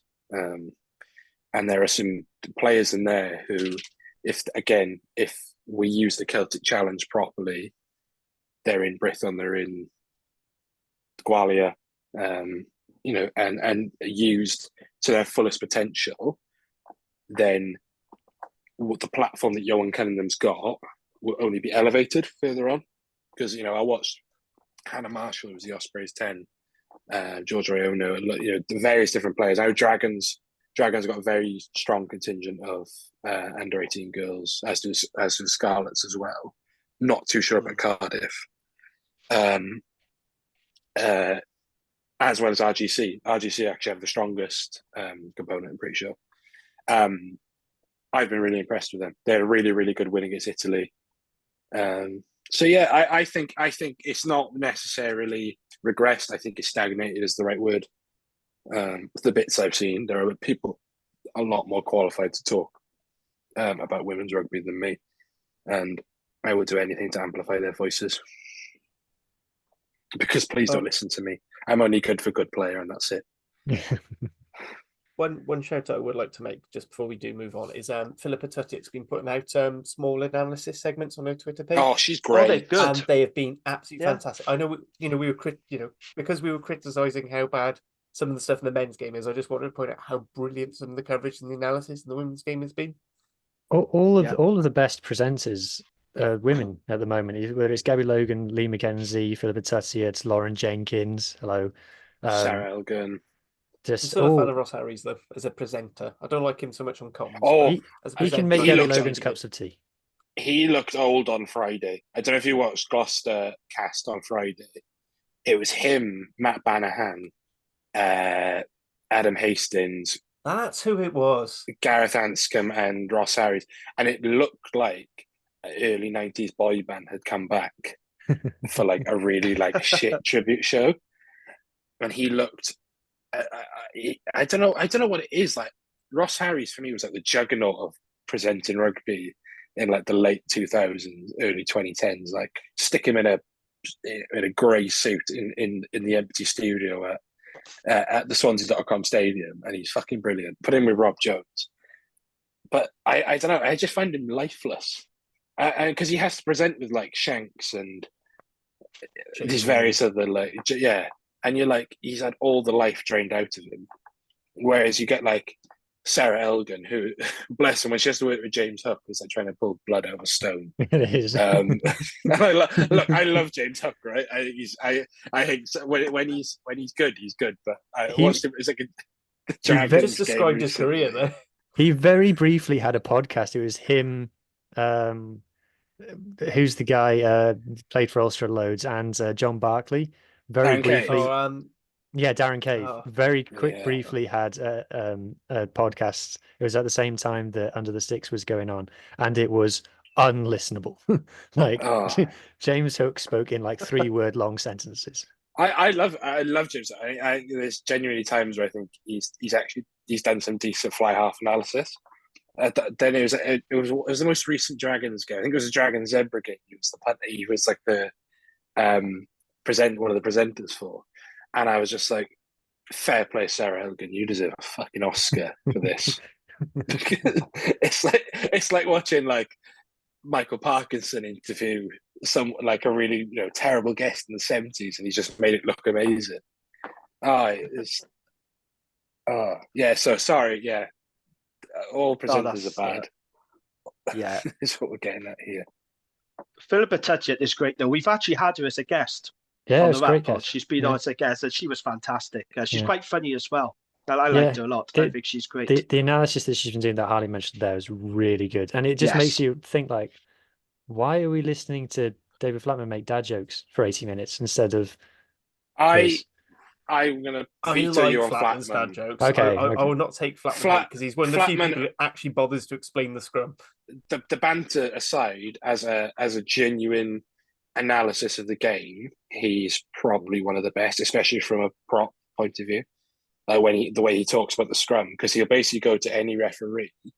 A referee will give a penalty saying one is hinging or dropping his bite, and he'd be like, "No, it's actually the prop who's done that," and he explains properly what's happened. So I'm going to veto you on. Okay, I take it But back on equally, he Flatman. also says he will explain why the ref has seen it that way, even though he says technically this is probably what happened, which I think is a better way to discuss a referee decision than just saying the ref shit, he's done it wrong. Yeah. Listen to me, I'm Austin Healy. Then Austin Healy, yeah. You never know. Maybe he'll call me to go fight in the car park at some point. I need to just correct myself on a point earlier you said about Saracens. I've just been told that the Ospreys actually gave out a figure of how many fans went up to Saracens. It was 2,500. Really? Tickets were sold via the Ospreys. Oh, wow. Do the supporters club keep track of how many people they helped organise travel and stuff for? Because nobody that's a what they'll do normally is they'll ring up and say, "Can we have a block sectioned off?" Basically, but the figure is around 2,500. I've been told. That's coming from someone in Ospreys Sports Club. Okay, fair enough. Just before we move on, Johan Cunningham, the Wales women's head coach, he followed me on Twitter the other day. He likes, which I found quite surprising. Does he? He follows. Me. So we tweeted. Do you remember when we beat La Rochelle in the Champions Cup quarter-final? That was 6 years ago. Yeah. And Johan Cunningham, who was defence coach at the time, likes the tweet. Oh, fair enough. He obviously should try and get him as a guest. Try and get him on as a guest on one of these pods. Yeah. I've also got followed by Simon Rylou the other day. Just want to throw that out. I love it whenever a rugby personality likes or retweets or does anything with Huw stuff, he'll screenshot it and send it to me straight away. He's always like a giddy kid. It's like mostly when it's Scarlet's players, because Scarlet's are forbidden for taking to social media. So when they like one of our posts, it's actually they've broken the rules just to say they like us. I got sent a video message by Rhys Henry today because it says happy 24th birthday, James. I'm not 24, right? This is for my friend James for tomorrow. But I'm just going to edit that bit out and just says, "Hi James," just from Rhys Henry, and that's good. That's going to go on my virtual gravestone. So he sent you that, but he hasn't said yes to being the godfather of your child, then. No, but I do like my best mate. Cardiff Saracens player though. Oh, right. He plays with Andrew Ford. Mm.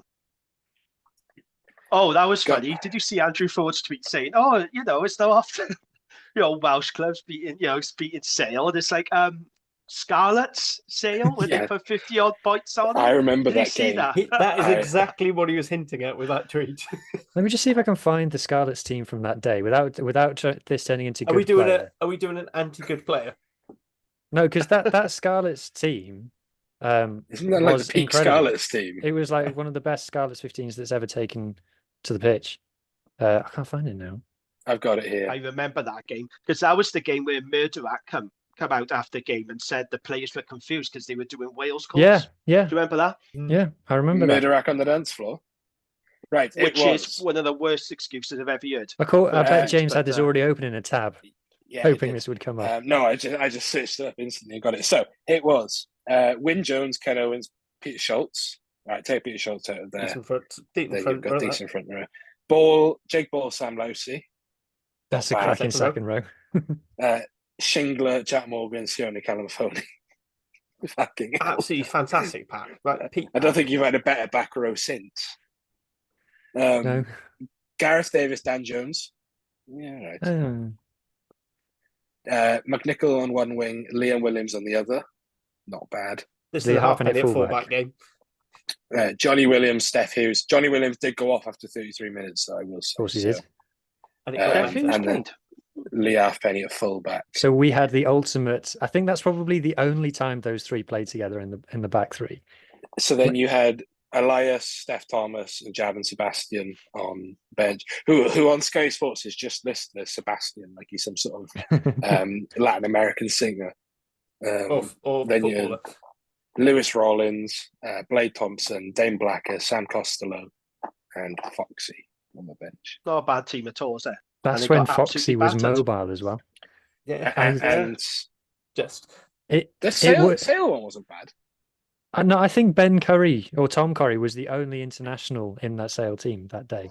Because it was this 2021? Because I think Wales won the Six Nations the week before, and then basically the Wales and they team took all turned out. They took all their internationals back, and they just had no idea. Sale had Will Griff John. Wasn't international. Oh no, he was. He had just about got a cap then, hadn't he? No, he didn't get capped until he'd already played for Scarlets.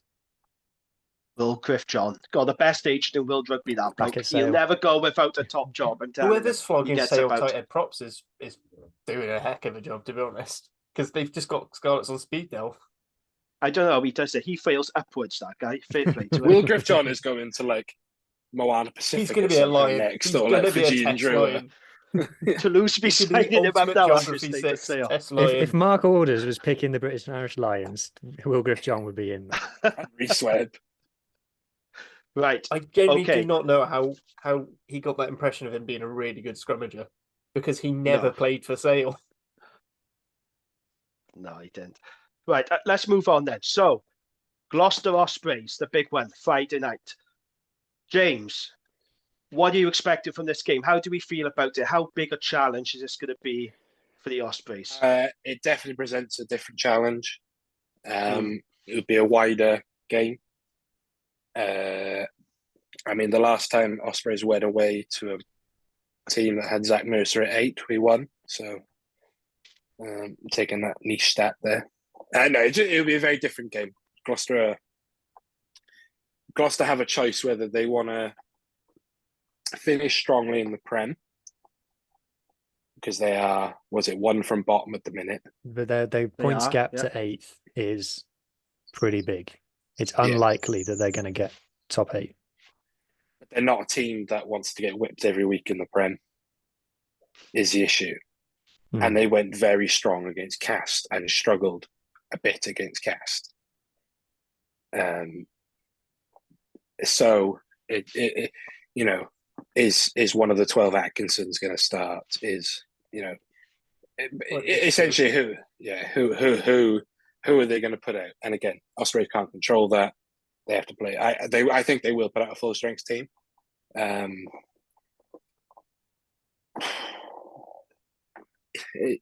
I think we might have the edge a bit physically up front.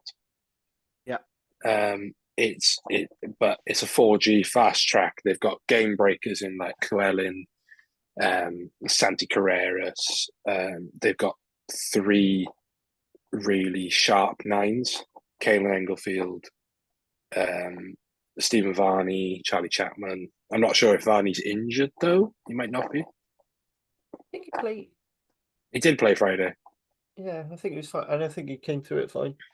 I don't think he was supposed to start. I think Chapman pulled up or something, and he started. Yeah, it was Englefield pulled up. Sorry.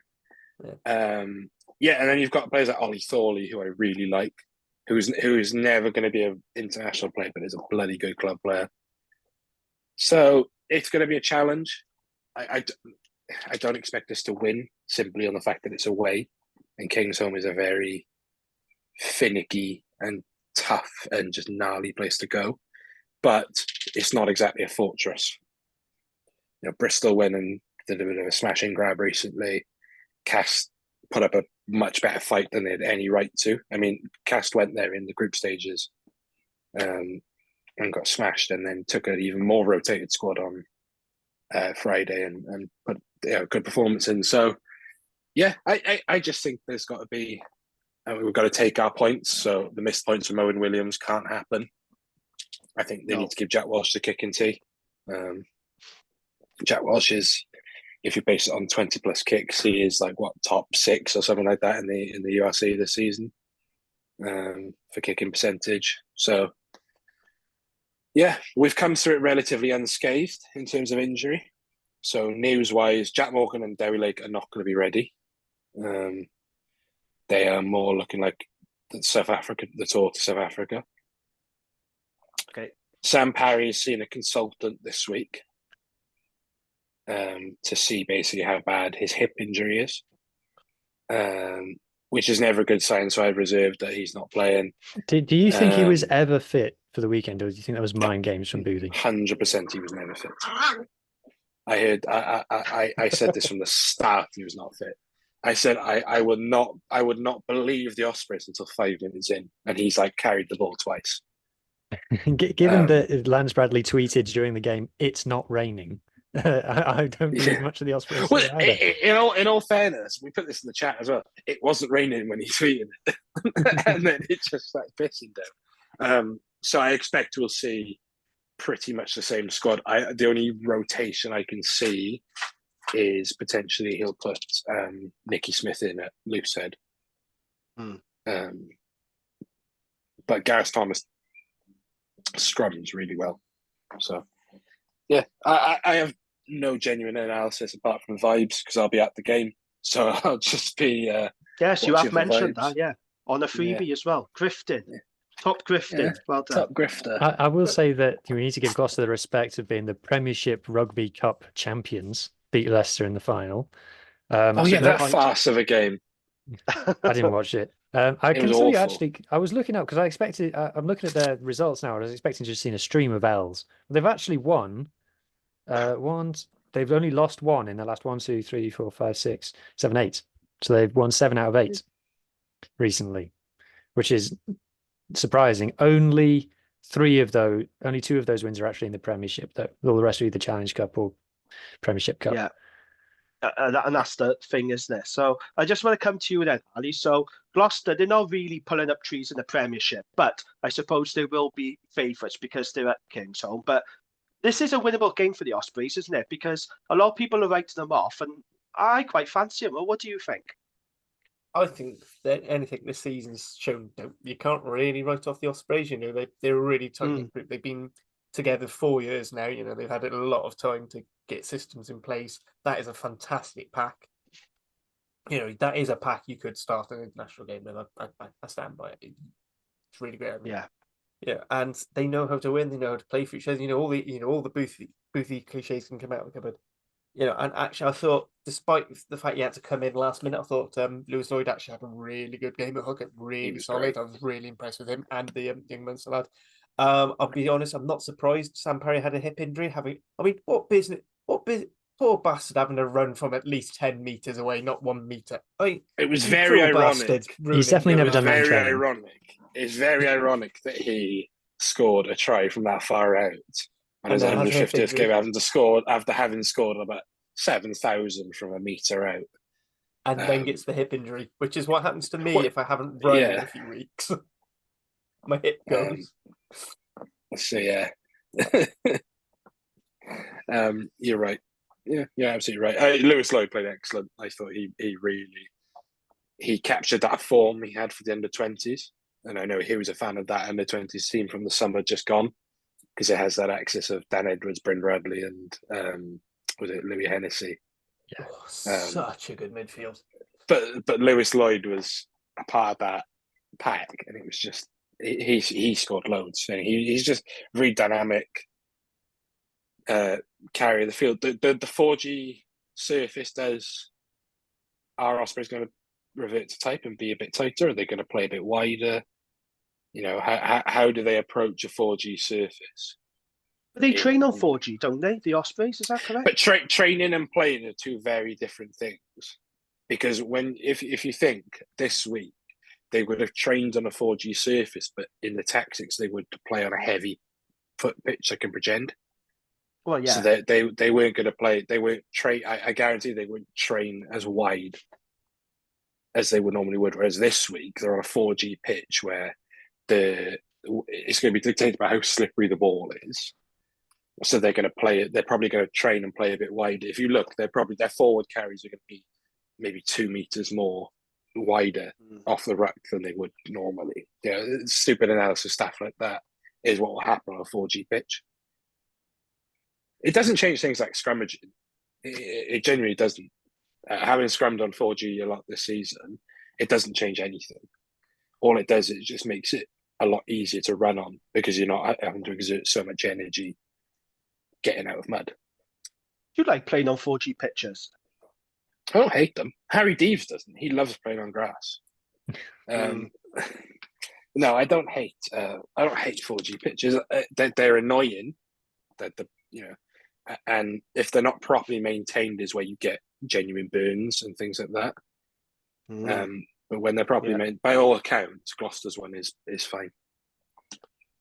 Do you remember years ago, Adam Warren played for the Dragons?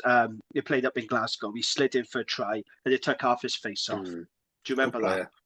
That's one of the most gruesome burns I've seen. It's horrible. It looked like Freddy Krueger. That was one of the first 4Gs as well, though. So I think they're still, as they're working, they're getting better and better with them. I remember the Cardiff one with all the little black balls, and I remember all the players getting like purple knees and stuff off it. And... Well, that's what I mean in terms of there's too many of them and they're not properly maintained.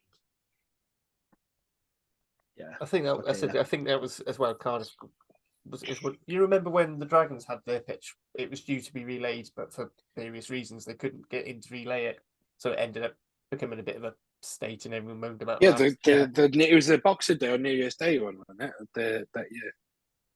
I thought it was more towards the end of the year, and it was just basically it sort of cut up because there was just too much sport on there, and it was time to relay the pitch. And it's a lovely pitch now, though, at Rodney Parade.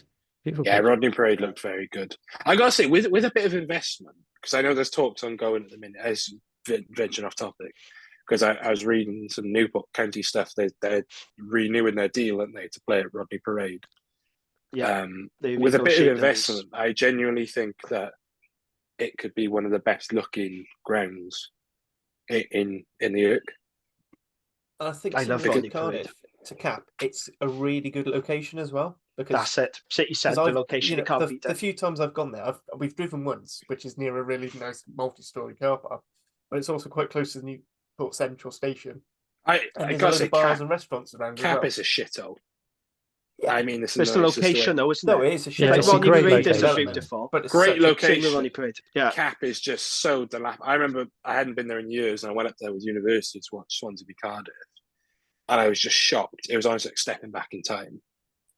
And the worst thing is we're not allowed to do anything with it because of the lease. Well, I'm not involved, but because of the lease, but also we're not touching it until after 2026 when we've had the Euros.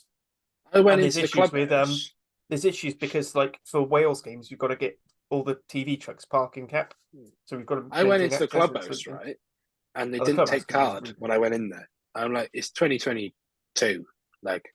That's different now. That's a little okay. That's all right then. James are just getting all these shots in before they go to St Helens. Yeah, just pay for some shillings. St Helens, yeah, yeah. You get paid tired, isn't it? Chickens in hens tea. It is tired. Tired is dilapidated and tired is and some parts of Rodney Parade is tired, like the Hazel stand or the Compete stand. That's not where I'm sat. I'm in the posh seats, but that side of the ground is very tired. Where have you sat the last couple of Dragons games, Jamie? At home. There's that story. I may have been in hospitality. I may have been in the how much did that cost you, Jamie? Was that a friend? Was that from your friend? I was doing some top crafting. That's all I could say. No, to be fair, I never asked for it. I was offered it, and I said yes, of course. Nothing turned down free food and drink. Come on, lads. Meanwhile, every time there's Simon Mudrak and John Daniels get asked about how the Scarlets are doing, they go, "God, Parker Scarlets is nice, isn't it? You know, it's posh ground that." So whenever they're always treating house hospitality as sold out. No other club does that. No other club treats hospitality as sold out. No, that's true. Right, let's move on then. Let's move on to predictions and then we'll wrap up. So let's start with the women. So Ireland versus Wales. Harley, your prediction, please. This is a hard one because Ireland have improved quite a lot in spite of everything going on with them. Yeah. Have they performed and basically the big thing I'm running from is the Celtic Challenge. They walked. Wolfhounds and Clovers basically walked through it. Do we have enough? Because obviously the main Wales players were playing Premiership. I'd like to think after these extra 2 weeks, and I'm hoping now that the back line sort of starts clicking a little bit more, because although it was mostly a Gloucester Hartbury team, as I discussed in the Pirate Rugby Pod, actually if you look at along the spine, it isn't. It isn't one unified thing. So hopefully those extra couple of weeks in camp would have helped. I still think Wales, though it's going to be difficult, I'd say Wales by about 3 or 4, whereas before the tournament I was probably saying Wales by 15. So yeah, I'm not as confident as I probably would have been before the previous 2 games. This does feel like a must-win for Wales, doesn't it? Especially with France coming up and Yeah. What about you then, CatBoy? What do you think? Ireland versus Wales. It's a tough game. I'm going to pick Wales to win, obviously, but it's a tough one.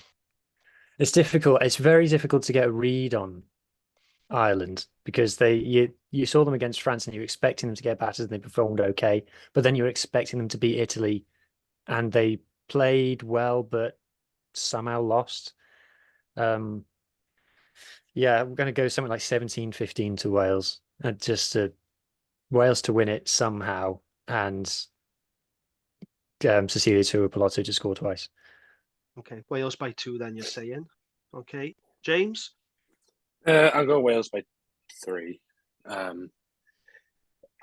There's a reaction needed, and this is the perfect time to do it. Yeah, absolutely. I'm going to give a lead prediction and say Wales by 1 is my prediction there, by 1 point. Okay, so Gloucester versus Ospreys. So last night, there was a guy on Twitter saying to me that Gloucester are going to win comfortably. And he I saw that completely wrote off, he completely wrote off the Ospreys. Gloucester will win comfortably. Ospreys beat a second-string Sale, I'm not having it. I'm not. I don't think Gloucester are going to beat Ospreys comfortably. I fancy the Ospreys. And as Harley said earlier, they've got the pack to go there and compete and to lay that platform. I fancy the Ospreys for this game. Gloucester aren't that good. Kingsholm is a tough place to go. Admittedly, it is. But I fancy the Ospreys this, and so I'm going to say Ospreys by 6. What do you think, Harley? I think Gloucester flatter to see, because for all they talk about having a nice, wide, expansive game, they seem to be stuck in 2 places where the back right. You can translate this to Ulster as well. So you've got a back line that's there for shaping. I mean, if they put Carreras at 10, it looks even worse. But that's my opinions on putting fullbacks at 10. Tell me about it. On you and Lloyd. But the pack, a lot, it's quite heavy pack builds. They're more forward orientated. Zach Nurse has helped with that. He's sort of just linking these two quite nicely together. But if you look at like Ruin Ackerman and Ben Morgan when he was playing, they're just big, heavy set piece grunt works. And I do think, as good as set pieces the Ospreys are, actually, I would say their back 5 is would be the margin more mobile, depending on the second row pairing. It would be the same second Beard and row Ratty, I quite like that. That's quite nice because we've spoken before about how Beard is a bit more of a link man. He's not that hard grunt. He's not that dog work, whereas James Ratty probably is a bit more. And having Deves and Tipperick and Morgan Morris, you make up for that quite well. So I honestly don't know where to put my hat on this one because I want Max Llewellyn to have. If Max Llewellyn get man of the match and Ospreys win by 3, that would be perfect game for me. You're going to predict Max Llewellyn to score a hat trick, and then when it turns out he's not in the actual team sheet, you're going to tweet saying, "Do you know what? I'm changing my prediction to Ospreys by 24 just because Max Llewellyn's not playing." What can I say? I love Max Llewellyn. Ever since he brought me a shameless man. Well, that's our prediction, Andy. What are you saying? I have plenty of pride, but no shame. What's your prediction? As I said, I think Ospreys by like 3. I think they can squeak it. Okay. Huw? Ospreys have got by far the better squad. They're playing by far the better rugby. Gloucester are second bottom in a league. It's impossible to be bottom in because Newcastle play in it. The Ospreys by 20. They are clearly a better team. If they lose, 20? It's a failure. I hate you so much. We know what he's doing there, James, don't we? Yeah. We know what he's doing there. Oh, dear. James? Which way you're going to go? Ospreys by 4. It's knockout rugby, isn't it? So you have to strike the balance of going for the corner, taking the points, things like that. And I think both teams struggled with that on Friday. They're both like, let's just try and outscore each other, whereas we should have maybe gone and taken some more points early on. Sale should have done the same. So I think if we're a lot more streetwise, I think we can win. I think we'll go Ospreys by 4, and it'll be something like 26-22 or something like that, or 22-26 the Ospreys. Gloucester to score last and give you massive squeaky bum time. Yeah, no, the Ospreys way. I said this to Jamie in the rap chat that day. It was 20-3 And Jamie was like, surely you've got this wrapped up by now. And I'm like, Jamie, this is the Ospreys we're talking about now. It is not until this season. It's not the Ospreys way. It's not wrapped up until the scorecards submitted in the clubhouse after the game. That's how little confidence I have in our ability to close out games. In the World Cup, when Wales were beating Australia by 40 points and there's 5 minutes to go, and my girlfriend comes in and she's like, "Oh, you've won this." I was like, "Just this could go wrong yet." Yeah, it's the same with the Dragons, though. Like the Dragons could go 13-0 up with like 10 minutes left to go, and I still wouldn't trust them to win. They still find a way to balls it up. That's how little trust I have in the Dragons, and I have seen them lose so many times for winning positions in the last 10 minutes or so. So I do understand that feeling. But good luck to them. Good luck to the Ospreys. Good luck to Wales women, gentlemen. That's a wrap. Harley, James, thank you as always. Huw, thank you for stepping in for Lee tonight. That's much appreciated. My pleasure. We'll be back next week. No problem. We'll be back next week. So until then, take care and goodbye. That's done. Bye.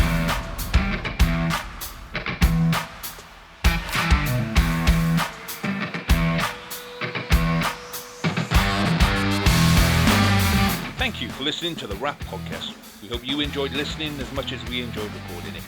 Please do rate us and tell your friends, as it really helps us to grow and get better. We'll be back next week with more of the same, and until then, enjoy your rugby.